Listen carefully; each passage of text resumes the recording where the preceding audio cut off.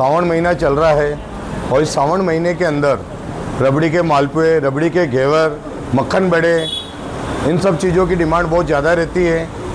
Dry fruits की fancy मिठाइयों की डिमांड भी बहुत ज़्यादा रहती है।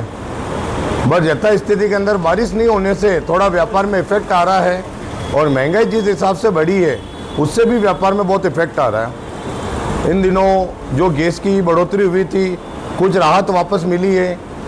शक्कर की रेटें बहुत ज़्यादा बढ़ गई है। पिछले 15 दिन के अंदर शक्कर में 25 से 30 रुपए किलो की बढ़ोतरी हो गई है, जो आम जनता पर और व्यापारियों पर बहुत बड़ा बोझ आ गया है। उसके हिसाब से देखते हुए कम से कम मिठाइयों में 20 रुपये से लेकर 40 रुपए किलो की बढ़ोतरी की जाएगी। और अगर शक्कर की कीमतें और बढ़ती गई, सुनने में आ रहा है कि शक्कर 80-85 रुपए किलो हो जाएगी।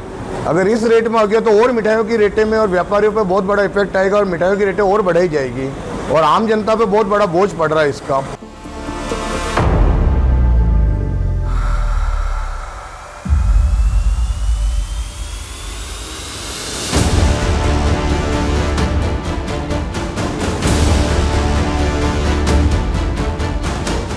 सावन महीना चल रहा है और इस सावन महीने के अंदर रबड़ी के मालपुए, रबड़ी के घेवर, मक्खन बड़े, इन सब चीज़ों की डिमांड बहुत ज़्यादा रहती है।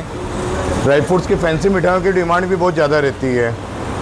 बस यथा स्थिति के अंदर बारिश नहीं होने से थोड़ा व्यापार में इफेक्ट आ रहा है और महंगाई जिस हिसाब से बढ़ी है उससे भी व्यापार में बहुत इफेक्ट आ रहा है। इन दिनों जो गैस की बढ़ोतरी हुई थी, कुछ राहत वापस मिली है।